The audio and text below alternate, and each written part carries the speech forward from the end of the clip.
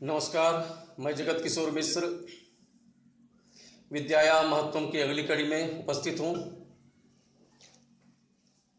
विद्यारूपम कुरूपाणाम निर्धनानाम धनम तथा निर्बलानाम बलम विद्या साधनीया प्रयत्नतः।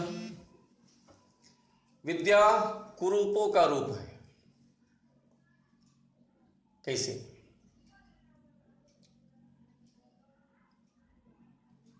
कुरूपों की पहचान बनती है विद्या। कैसे? विद्या मनुष्य का वास्तविक स्वरूप है। विद्या हमें एक आंतरिक सौंदर्य प्रदान करती है जो बाद में हमारी पहचान बनती है।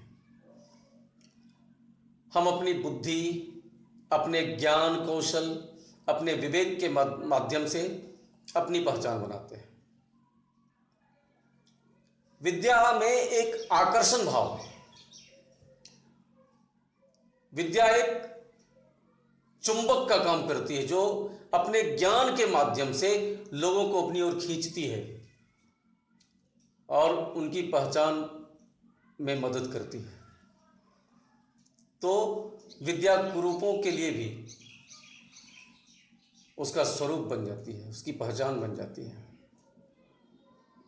और निर्धनानाम धनम तथा, जो निर्धन हैं, जिनके पास धन नहीं है, जो गरीब हैं, उनकी पहचान भी,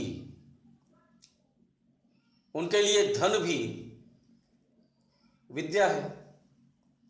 क्योंकि वह अपनी बुद्धि के बल पर, अपने ज्ञान के बल पर, अपने विवेक के बल पर धनार्जन करते हैं, अपनी आजीविका जुटाते हैं। तो जो निर्धन है उनके लिए भी उनका वास्तविक धन विद्या ही है। और निर्बलानाम बलम विद्या, जो निर्बल हैं, जो निस्सहाय हैं, उनके पास भी यदि विद्या है तो अपने आप को बहुत ताकतवर समझते हैं। क्योंकि विद्या हमें एक आंतरिक संबल प्रदान करती है, हमें दृढ़ बनाती है। विद्या हमारा बौद्धिक बल है जिसके माध्यम से हम अपने आप को मजबूत समझते हैं, ताकतवर समझते हैं। क्योंकि प्रश्न भी होता है कि बुद्धि बड़ी है या बल, तो बुद्धि को प्राथमिकता दी जाती है। तो विद्या से बड़ा बल तो नहीं हो सकता ना। तो निर्बल का बल भी क्या है? विद्या है। और कहा गया कि साधनीया प्रयत्नतः, अतः हमें किसी भी प्रकार से, चाहे कितनी भी मेहनत करनी पड़े,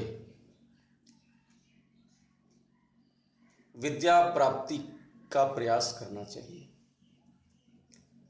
क्योंकि यह वास्तविक पहचान है हमारी, हमारा वास्तविक बल है, हमारा वास्तविक स्वरूप है। क्योंकि बुद्धि के बिना न हमारा मानसिक, न आध्यात्मिक किसी भी प्रकार का विकास नहीं हो सकता। तो विद्या मनुष्य का वास्तविक स्वरूप है। दूसरे पद में कहा गया, अलसस्य कुतो विद्या अविद्यस्य कुतो धनम और अधनस्य कुतो मित्रम अमित्रस्य कुतो सुखम। अलसस्य कुतो विद्या, आलसी व्यक्ति के पास विद्या कहां से आएगी? यदि हम मेहनत नहीं करेंगे, परिश्रम नहीं करेंगे, पढ़ेंगे नहीं, तो विद्या कहां से आएगी? इसलिए मेहनत तो करनी पड़ेगी। आलसी के पास विद्या नहीं होगी। और अविद्यस्य कुतो धनम, और जब हम विद्यार्जन नहीं करेंगे तो धन कहां से उपलब्ध होगा? क्योंकि धन तो अपने विवेक के माध्यम से, बुद्धि के माध्यम से हम धन अर्जित करते हैं। और हमारी कार्य क्षमता भी विकसित तभी होगी जब हम में विवेक होगा, बुद्धि होगी। इसलिए बिना विद्या के धन की भी प्राप्ति नहीं होगी। और अधनस्य कुतो मित्रम,